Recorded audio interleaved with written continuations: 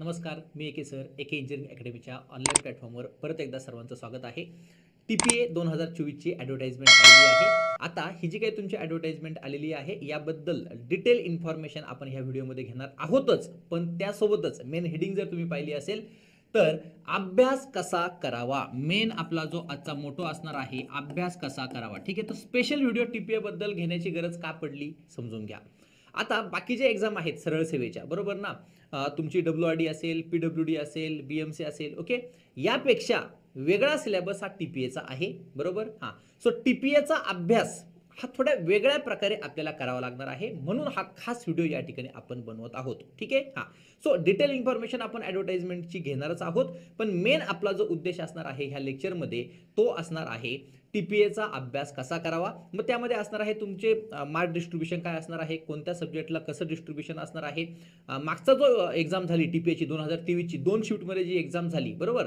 So टेक्निकलमध्ये कोणत्या विषयाला किती मार्क्स होते, बरोबर ना, किती क्वेश्चन विचारले होते प्रत्येक विषयाला, 14 जे विषय तुमचे टेक्निकलचे आहे प्रत्येक विषयामध्ये किती क्वेश्चन विचारले होते, ही सगळी डिटेल इन्फॉर्मेशन आपण यामध्ये घेणार आहोत. ठीक आहे, हळूहळू आपण पुढे जाऊयात. प्रत्येक गोष्ट ह्या व्हिडिओमध्ये तुम्हाला इम्पॉर्टंट आहे. ठीक आहे, आता बघा, सगळ्यात पहिले तुम्हाला काय काम करायचं आहे, एके इंजिनिअरिंग अकॅडमीचं टेलिग्राम चॅनल तुम्हाला जॉईन करायचं आहे. समजून घ्या, हे का सांगतोय मी, कारण की जेवढ्या काही तुमच्या गव्हर्नमेंटचे एक्झाम आहेत, बरोबर ना, त्याच्या संदर्भातले सगळे नोटिफिकेशन तुम्हाला टेलिग्रामवर जायचे, सर्चमध्ये जायचे आणि एके इंजिनिअरिंग अकॅडमी टाकायचं. त्या ठिकाणी तुम्हाला सगळेचे सगळे इन्फॉर्मेशन मिळणार आहे. त्यासोबतच TPA एक्झामसाठी, TPA एक्झाम ही तुमची जी आहे मल्टिपल चॉईस क्वेश्चन्स असणार आहेत. सो नंबर ऑफ MCQs तुम्हाला ह्या टेलिग्राम चॅनलवर मिळणार आहेत. सो सगळ्यात पहिलं काम व्हिडिओ पॉज करून एकच करायचे, टेलिग्रामवर जायचे आणि एके इंजिनिअरिंग अकॅडमीचं टेलिग्राम चॅनल तुम्हाला त्या ठिकाणी काय करायचं आहे, जॉईन करायचं आहे. चला पुढे जाऊयात. आता TPA साठी एक स्पेशल बॅच या ठिकाणी आपण अनाउन्स केलेली आहे आणि त्याची फीज असणार आहे फक्त आणि फक्त 2,999 रुपये. ठीक आहे, टेक्निकल नॉन टेक्निकल सगळा सिलेबस या ठिकाणी काय होणार आहे, कव्हर होणार आहे. काहीही डाऊट तुम्हाला असेल तर या नंबरवर तुम्ही या ठिकाणी मला काय करू शकता, कॉल करू शकता. ठीक आहे, जास्त वेळ तुमचा घेत नाहीये, जाऊयात पुढे. आता सिव्हिल इंजिनिअरिंगचे जे विद्यार्थी आहेत, बरोबर, त्यांना बाकीचे जे विषय आहेत हे काय वाटतात, थोडे सिंपल वाटतात, ऑलरेडी त्यांनी अभ्यास केलेला आहे.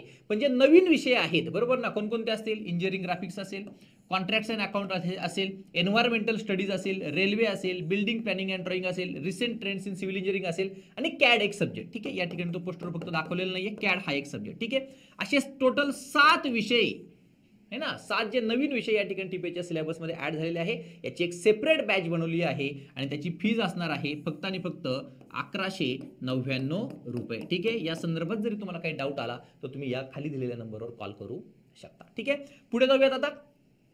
आता ही जी तुमची ॲडव्हर्टाइजमेंट आलेली आहे, बरोबर, तर ही ॲडव्हर्टाइजमेंट जी आलेली आहे याची जी एक्झाम होणार आहे ती कंडक्टिंग बॉडी कोणती असणार आहे, तर ती कंडक्टिंग बॉडी असणार आहे TCS तुमची एक्झाम काय करणार आहे, कंडक्ट करणार आहे. आता कोण कोण इलिजिबल असेल, सर बघा, सगळ्यात पहिले तर तुमचा सिव्हिल इंजिनियर त्या ठिकाणी काय असणार आहे, इलिजिबल असणार आहे आणि त्यासोबत आर्किटेक्ट साठी देखील ही ॲडव्हर्टाइजमेंट असणार आहे. ठीक आहे, सिव्हिल इंजिनियर प्लस आर्किटेक्ट असे दोन्हीही विद्यार्थी ही एक्झाम देऊ शकतात. आता सिव्हिल इंजिनिअरिंग मध्ये जर तुम्ही बघितलं, डिग्री आणि डिप्लोमा, म्हणजे तुमचा जर फक्त डिप्लोमा आहे किंवा फक्त डिग्री आहे किंवा डिग्री आणि डिप्लोमा दोन्ही आहे, असे सगळेचे सगळे विद्यार्थी ही एक्झाम देऊ शकणार आहेत. ठीक आहे, सो दोन महत्त्वाचे मुद्दे, TCS एक्झाम घेणार आहे, सिव्हिल इंजिनियर आणि आर्किटेक्ट साठी ही ॲडव्हर्टाइजमेंट आहे आणि यामध्ये डिग्री डिप्लोमा दोन्हीही या ठिकाणी काय होणार आहे, चालणार आहेत. चला पुढे जाऊयात. आता जे काही महत्त्वाचे डेट्स आहेत ते आपण पटकन बघून घेऊयात. सगळ्यात पहिले फॉर्म फिलिंग जी आहे, ऑनलाईन अर्ज सादर करण्याचा कालावधी कधीपासून सुरू होते, 30 जुलैपासून सुरू होते, 29 ऑगस्ट पर्यंत तुम्ही फॉर्म फिल करू शकता. म्हणजे जवळजवळ 1 महिना तुम्हाला त्या ठिकाणी दिलेला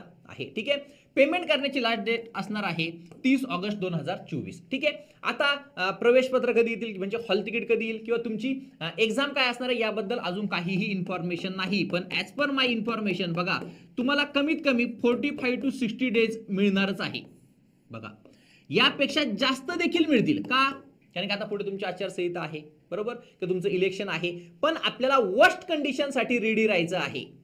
मिनिमम एवढे दिवस तुमच्याकडे आहेतच, मिनिमम तुमच्याकडे एवढे दिवस आहेतच, प्लस यामध्ये तुमचे 60 डेज अजून ऍड होऊ शकतात.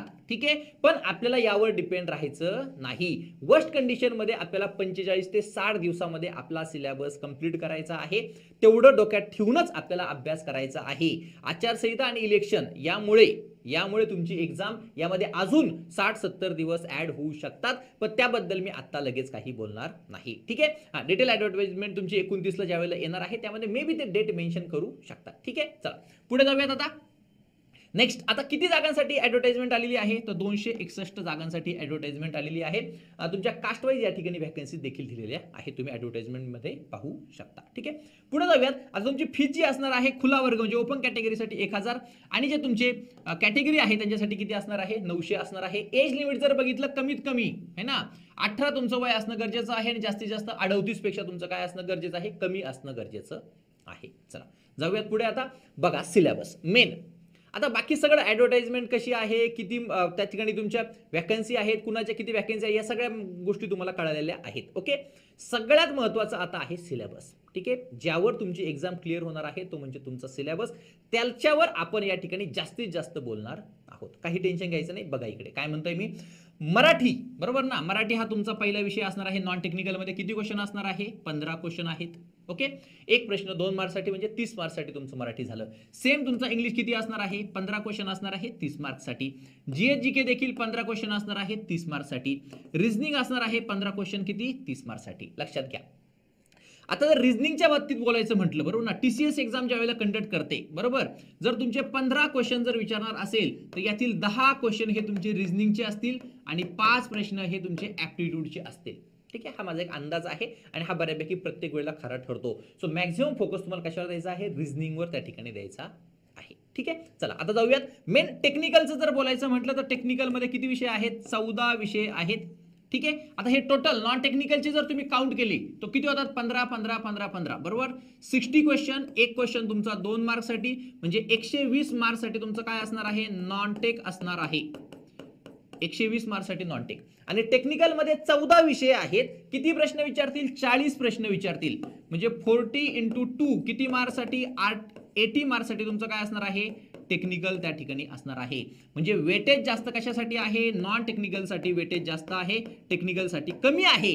पण याला सोडून देता येणार नाही, हे तुमचं सिलेक्शन डिसाइडर ठरणार आहे. कारण की हे जे 40 प्रश्न विचारणार आहेत बरोबर, यामध्ये नवीन सब्जेक्ट देखील ऍड केलेले आहेत आणि तेच इम्पॉर्टंट आहे. जोपर्यंत तुम्ही ते करत नाही, जोपर्यंत तुम्ही हे नवीन विषय करत नाही तोपर्यंत तुम्ही सिलेक्शन जवळ पोहोचू शकणार नाहीत. म्हणजे सगळं घेऊन आपल्याला चालायचं आहे. स्टेप बाय स्टेप मी तुम्हाला सगळ्या गोष्टी पुढे गेल्यावर सांगणार आहे. किती मार्कचा पेपर असेल बघा, हा 120 आणि हा 80, 200 मार्कचा तुमचा काय असणार आहे, पेपर असणार आहे. आणि एक्झामचा जो टाइम असणार आहे हा असणार आहे 2 तास, म्हणजेच 120 मिनिट तुमच्याकडे त्या ठिकाणी असणार आहेत. क्लिअर. सो हा तुमचा एक्झामचा पॅटर्न सिलेबस झाला किंवा पॅटर्न झाला बरोबर. आता इन डिटेल प्रत्येक टॉपिक मध्ये आपल्याला काय काय बघायचं आहे, समजतंय ना. प्रत्येक टॉपिक मध्ये आपल्याला काय काय बघायचं आहे ह्या सगळ्या गोष्टी या ठिकाणी मी तुम्हाला सांगणार आहे. तत्पूर्वी एक गोष्ट मी तुम्हाला क्लिअर करेल, जे विषय ऑलरेडी तुमच्या बाकीच्या सरळ सेवेच्या एक्झाम मध्ये होते बरोबर ना, सिव्हिलच्या विद्यार्थ्यांना मी सांगतोय, जे विषय ऑलरेडी तुमच्याकडे होते ते जे विषय असणार आहेत ते तुम्ही इन डिटेल ऑलरेडी केलेले आहेत बरोबर, इन डिटेल ऑलरेडी केलेले आहेत. आता इथे मी 5च पॉईंट सांगितले, मग फक्त तेवढे 5च पॉईंट करायचं असं आहे का, नाही. जे विषय तुम्ही ऑलरेडी इन डिटेल केलेले आहेत त्याला त्याच डेप्थ मध्ये तुम्हाला करायचं आहे. ओके, आणि जे आर्किटेक्टचे विद्यार्थी आहेत त्यांनी फक्त तेवढंच करायचं जेवढं मी या व्हिडिओमध्ये सांगणार आहे. आर्किटेक्टचे विद्यार्थी किंवा असे सिव्हिल इंजिनिअरिंगचे विद्यार्थी की जे आत्ताच अभ्यासाला लागलेले आहेत, आर्किटेक्टचे सर्व विद्यार्थी आणि सिव्हिल इंजिनिअरिंगचे असे विद्यार्थी जे आत्ताच अभ्यासाला लागलेले आहेत, अशा विद्यार्थ्यांनी मी जेवढे पॉईंट सांगतो बस तेवढेच करायचे आहेत.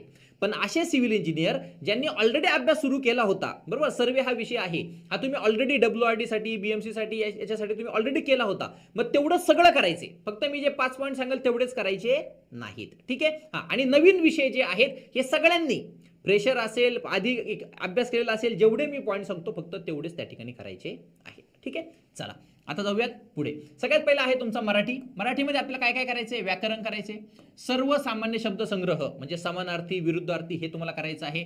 वाक्य रचना त्या ठिकाणी आहे, म्हणी असतील, वाक्प्रचार असतील, हे देखील करायचे आहे. आणि उतार्यावरील प्रश्न म्हणजे 15 पैकी 5 प्रश्न तर तुमचे उतार्यावरचे असतील, बरोबर ना.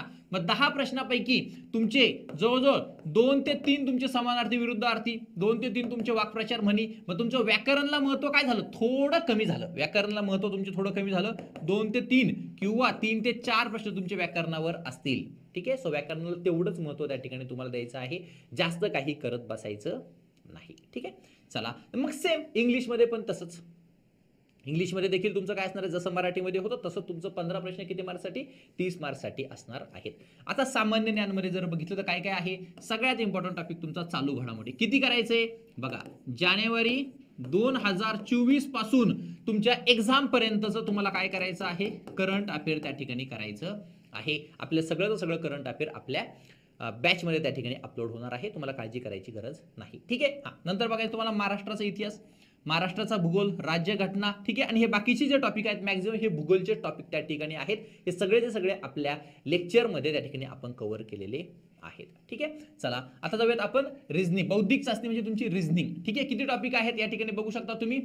Interpretation of data and graphs, direction, arithmetic reasoning, statement and argument, decision making, statement and conclusions, analogy, number series, ratio and proportion, time and distance, height and distance, unit conversion, volume and surface area आणि average.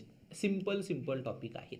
एखाद्याला वाटलं की sir मला course नाही घ्यायचा, मला हे टॉपिकचा अभ्यास करायचा आहे, ॲव्हरेज फक्त तुम्ही यूट्यूबवर टाकायचं, भरपूर व्हिडिओ तुम्हाला भेटतील. ठीक आहे. सोबत टाइम अँड डिस्टन्स गुगलवर टाका, लगेच तुम्हाला भेटेल.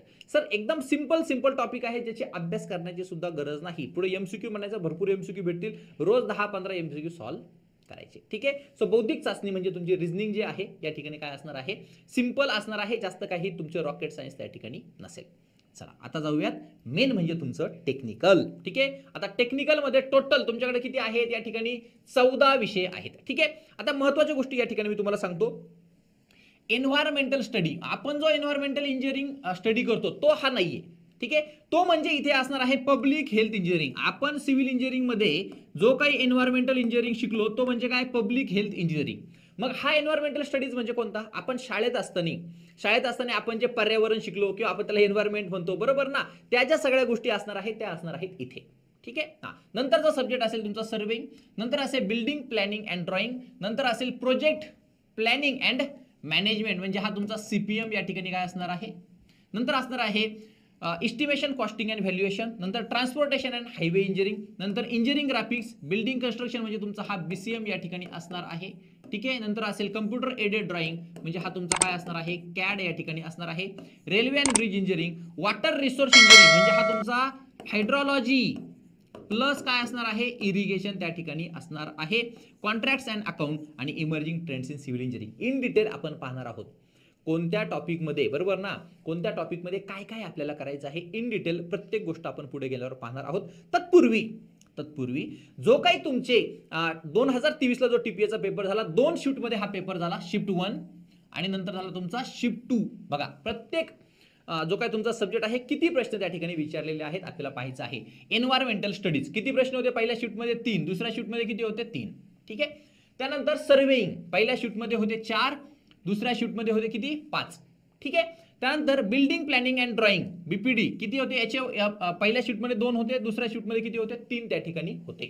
Project planning and management CPM वर पहिल्या शिफ्टमध्ये 3 प्रश्न होते, दुसऱ्या शिफ्टमध्ये किती होते, 2 प्रश्न त्या ठिकाणी होते. इम्पॉर्टंट कॉस्टिंग अँड व्हॅल्युएशन किती होते, 4 प्रश्न पहिल्या शिफ्टमध्ये, 4 प्रश्न दुसऱ्या शिफ्टमध्ये. त्यानंतर ट्रान्सपोर्टेशन किंवा त्याला आपण हायवे इंजिनिअरिंग म्हणतो, किती प्रश्न, पहिल्या शिफ्टमध्ये 5 प्रश्न, दुसऱ्या शिफ्टमध्ये 5 प्रश्न. त्यानंतर इंजिनिअरिंग ग्राफिक्स इम्पॉर्टंट सब्जेक्ट, 2 प्रश्न पहिल्या शिफ्टमध्ये, 2 प्रश्न दुसऱ्या शिफ्टमध्ये. आणि एकदम छोटा टॉपिक 8 ते 9 ते 10 तासामध्ये संपणारा हा तुमचा काय असणार आहे, इंजिनिअरिंग ग्राफिक्स असणार आहे.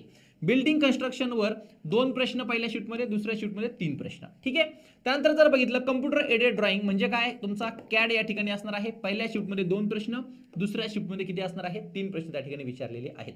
रेल्वे आणि ब्रिज इंजिनिअरिंग पहिल्या शिफ्टमध्ये 3 प्रश्न, दुसऱ्या शिफ्टमध्ये किती, 2 त्या ठिकाणी प्रश्न विचारलेले आहे. वॉटर रिसोर्स इंजिनिअरिंग पहिल्या शिफ्टमध्ये 1च प्रश्न, पण दुसऱ्या शिफ्टमध्ये 3 प्रश्न त्या ठिकाणी विचारलेले आहेत. पब्लिक हेल्थ इंजिनिअरिंग म्हणजे आपला जो एन्व्हायरमेंटल इंजिनिअरिंग आहे, पहिल्या शिफ्टमध्ये 5 प्रश्न, दुसऱ्या शिफ्टमध्ये किती, 3 प्रश्न विचारलेले आहेत. कॉन्ट्रॅक्ट्स अँड अकाउंट्स आणि इमर्जिंग ट्रेंड्स किती प्रश्न आहेत, 1 प्रश्न त्या ठिकाणी विचारलेला आहेत दोन्हीही शिफ्टमध्ये. आता हे ॲनालिसिस तुमच्याकडे असणं गरजेचं आहे. याचा स्क्रीनशॉट घ्यायचा आहे मस्तपैकी आणि काय करायचं आहे, तुमच्या अभ्यास ज्या वेळेला तुम्ही करता त्यावेळेला तुमच्याकडे ती प्रिंटआउट ठेवायची आहे. चला आता जाऊयात इन डिटेल आपण बघणार आहोत प्रत्येक सब्जेक्टमध्ये काय काय पाहायचं आहे. ठीक आहे. आता एन्व्हायरमेंटल स्टडीजमध्ये 5 टॉपिक आहेत. एन्व्हायरमेंट म्हणजे काय, energy resources, ecosystem and biodiversity, environmental pollution, social issues and environmental काय एज्युकेशन. हे 5 पॉईंट तुम्हाला या ठिकाणी पहिल्या टॉपिकमध्ये पाहायचे आहे. सर्वेइंगमध्ये काय पाहायचं आहे, overview and classification of surveying. Second number chain and cross staff survey, chain and compass transfers survey. 4 नंबरला आहे लेवलिंग, 5 नंबरला आहे काउंटरिंग, 6 नंबरला आहे मेजरमेंट ऑफ एरिया अँड सर्वे. ठीक आहे. 3 नंबरचा टॉपिक आहे बिल्डिंग प्लॅनिंग अँड ड्रॉइंग. त्यामध्ये पहिला आहे कन्व्हेन्शन्स अँड सिम्बॉल, दुसरा आहे प्लॅनिंग ऑफ बिल्डिंग, थर्ड आहे drawing of load bearing structure, 4 नंबरला आहे ड्रॉइंग ऑफ फ्रेम स्ट्रक्चर आणि 5 नंबर आहे पर्स्पेक्टिव्ह ड्रॉइंग. बघा ऑलरेडी मी तुम्हाला सांगितले, आता इथं हा तुमचा सर्वे होता. हा सर्वे तुम्ही ऑलरेडी जर केला असेल तर तुम्हाला सगळं करायचे, फक्त एवढेच 5 टॉपिक करायचं असं नाही. जो विद्यार्थी नवीन आहे त्याने एवढं जरी केलं तरी चालेल. ठीक आहे. चला आता झाले 3 सब्जेक्ट. 4 नंबरचा सब्जेक्ट आहे प्रोजेक्ट प्लॅनिंग अँड मॅनेजमेंट. त्यालाच आपण काय म्हणतोय, सीपीएम त्या ठिकाणी म्हणतो. आता प्रत्येक पॉईंट, यातला प्रत्येक पॉईंट तुम्हाला कुठे दिसणार आहे, आपल्या व्हिडिओ कोर्समध्ये तुम्हाला दिसणार आहे. 100% त्या ठिकाणी तो असेल. ठीक आहे.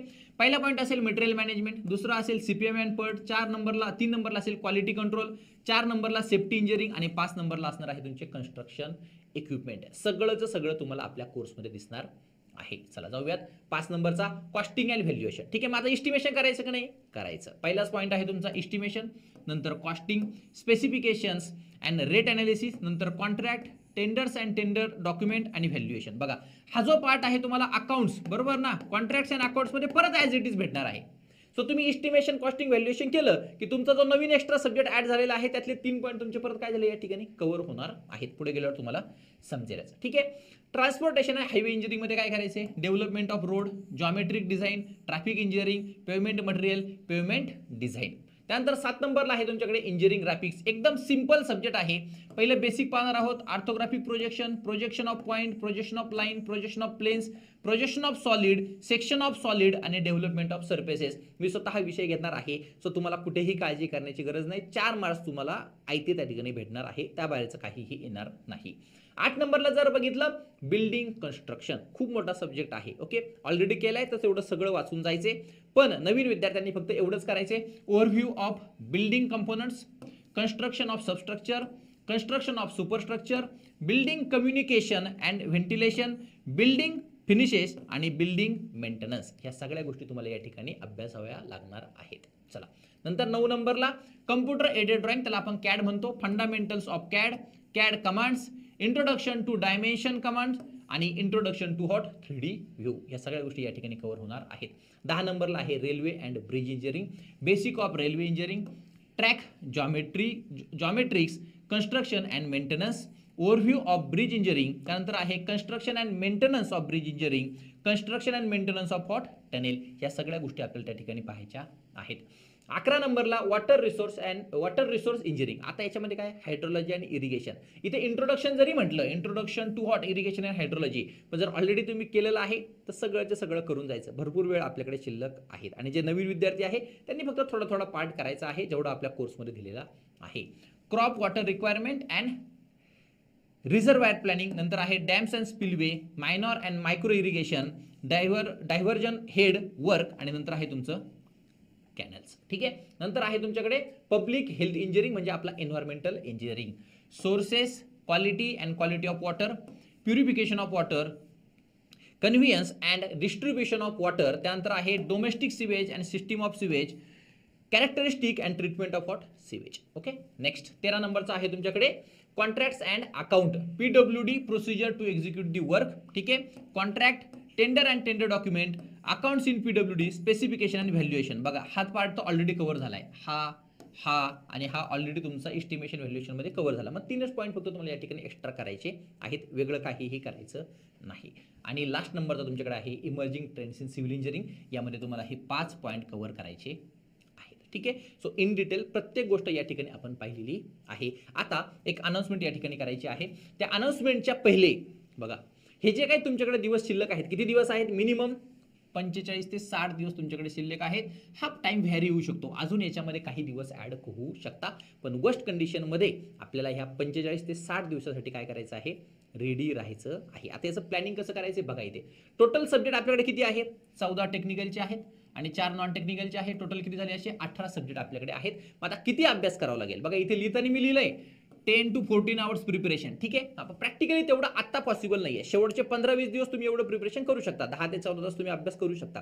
पण अजून जर आपल्याकडे 45 ते 60 दिवस शिल्लक आहेत, तर यामध्ये आपल्याला किती वेळ अभ्यास करायचा, इफेक्टिव्ह 7 ते 8 तास आपल्याला अभ्यास करायचा आहे. एवढा जर तुम्ही अभ्यास केला तर तुम्हाला सिलेक्शन पासून कुणीही रोखू शकणार नाही. मग आता इफेक्टिव्ह अभ्यास म्हणजे काय, तुमचं जेवण, झोपणं, मित्रांसोबत गप्पा, चहा, पाणी, बरोबर ना, बाकीच्या सगळ्या गोष्टी सोडून इफेक्टिव्हली तुमचं कॉन्सन्ट्रेशन पूर्णच्या पूर्ण अभ्यासावर आहे. हा टाइम म्हणजे तुमचा इफेक्टिव्ह स्टडी. मग हा 6 तास किंवा 6 तास 7 तास जरी असेल तरी त्या ठिकाणी चालणार आहे. आता काय म्हटले, take 2 subject at a time, 1 technical and 1 non technical. आता मी हे मुलांना सजेस्ट करत नाही, पण या ठिकाणी का सजेस्ट करल, कारण की जर तुम्ही टीपीएचा सिलेबस पाहिला तर नॉन टेक्निकलचा जो पार्ट आहे हा 120 मार्क्ससाठी आहे आणि टेक्निकल 80 मार्क्ससाठी आहे. सो आपल्याला आधी नॉन टेक्निकल संपवायचं आहे, कारण की नॉन टेक्निकलचे वेटेज काय आहे, जास्त असणार आहे. सो एक सब्जेक्ट तुमचा पहिलं नॉन टेक्निकल संपवण्यासाठी नॉन टेक्निकल 4च विषय आहेत, मराठी, इंग्लिश, जीएस आणि रिजनिंग ॲप्टिट्यूड. जीएस मध्ये छोटे छोटे सब्जेक्ट आहेत त्या ठिकाणी, बरोबर. म्हणजे 6 ते 7 नॉन टेक्निकलचे विषय आणि बाकीचे 14 विषय तुमचे टेक्निकलचे. सो एकाड एक घ्यायचा आहे, समजतंय, किंवा एकाच वेळेला 2 घेतले तरी चालेल. मग तुम्ही असं करू शकता, एक पूर्ण मराठी घेतला तो संपून टाकला, नंतर तुमचा कोणता घेतला, सर्वे घेतला. मग इंग्लिश घेतला तो पूर्ण संपून टाकला, मग कोणता घेतला, बिल्डिंग प्लॅनिंग अँड ड्रॉइंग घेतला. मग मी जीएस मधले एक सब्जेक्ट घेतला, इतिहास, त्याच्यानंतर भूगोल, बरोबर ना, किंवा तुमची राज्यघटना, असे मी घेत गेलो. मग मी टेक्निकलचा एक विषय घेत गेलो. असं देखील तुम्ही करू शकता. पण नॉन टेक्निकल मागं सोडायचं नाही की मी शेवटच्या 4 दिवसात करल, 5 दिवसात करल, असं चालणार नाही, कारण की जास्त वेटेज त्या ठिकाणी आहे. आणि असे विद्यार्थी जे ऑलरेडी एमपीएससी करतायत, जनरल एमपीएससी करतायत, ते विद्यार्थी देखील इकडे शिफ्ट झालेले आहेत, कारण नॉन टेक्निकलला 120 मार्क्सचं त्या ठिकाणी वेटेज असणार आहे. सो आपले जे सिव्हिल इंजिनियर आहेत, ओके, ऑब्विसली ते पण सिव्हिल इंजिनियर्स आहेत, पण जे सिव्हिल इंजिनियर प्युअरली फक्त सिव्हिल इंजिनिअरिंग सरळ सेवा एक्झाम करत होते, त्यांच्यासाठी ही आता चॅलेंजिंग गोष्ट असणार आहे. आपल्याला नॉन टेक्निकलला सोडायचं नाही, त्याला व्यवस्थितपणे करण्याची गरज आहे. ठीक आहे, चला next, solve daily 5 questions of reasoning and aptitude. बघा आता हे मी काय सांगतो, याला सेपरेट वेळ द्यायचा नाहीये.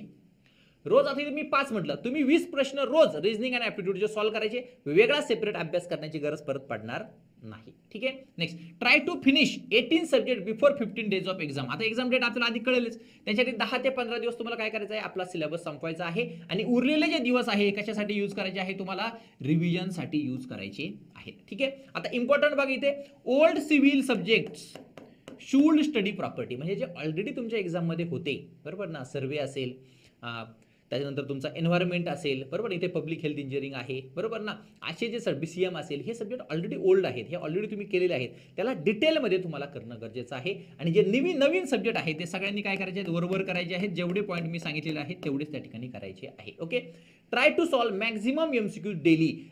30% जो तुमचा टाइम आहे हा कशासाठी द्यायचा आहे, एमसीक्यू सॉल्विंगसाठी आपल्याला द्यायचा आहे. डेली 15 ते 20 मिनिट तुमचं योगा किंवा एक्सरसाइज किंवा रनिंग वॉकिंग त्या ठिकाणी असणं गरजेचं आहे. आणि डीप स्लीप कमीत कमी 7 तास घेतली तरी चालेल, 6 ते 7 तास तुमची डीप स्लीप असणं गरजेचं आहे. आणि सगळ्यात इम्पॉर्टंट, जर तुम्हाला एक्झाम क्लिअर करायची असेल तर एके इंजिनिअरिंग अकॅडमीचे जे कोर्सेस आहेत ते तुम्ही रेफर करा. 100% तुम्हाला त्या ठिकाणी फायदा होणार आहे. चला आता आपण लास्ट आपला जो कोर्सेस आहे त्याच्याबद्दल एकदा बोलूयात. हा जो कोर्स आहे कितीमध्ये आहे, हा फक्त 3499 रुपयात आहेत. कोणकोणत्या एक्झामसाठी असेल, टीपीए असेल, बीएमसी असेल, पीएमसी असेल, सिडको असेल, डब्ल्यूआरडी असेल, एमजीपी असेल, एमआयडीसी असेल, सगळ्या एक्झामसाठी एकच कोर्स. मग कोणतं सारखं घेत बसायचं नाही, सगळ्या एक्झामसाठी एकच कोर्स. त्याची फी असणार आहे 3499 रुपये. ठीक आहे, स्पेशल टीपीए साठी जर घेणार असाल तुम्ही सिव्हिल किंवा आर्किटेक्टसाठी तर 2999 मध्ये हा तुम्हाला कोर्स मिळणार आहे. आणि स्पेशल फक्त तुमचे नवीन सब्जेक्ट जर आपल्याला पाहिजे असेल तर त्याची फीस किती असणार आहे, 1199 त्या ठिकाणी असणार आहे. ठीक आहे, कोणताही डाऊट असेल तर तुम्ही कमेंट बॉक्समध्ये टाकू शकता किंवा माझा नंबर आहे 9067051404, यावर तुम्ही मला काय करू शकता, कॉल करू शकता. भेटूयात पुढच्या लेक्चरमध्ये. Thank you so much.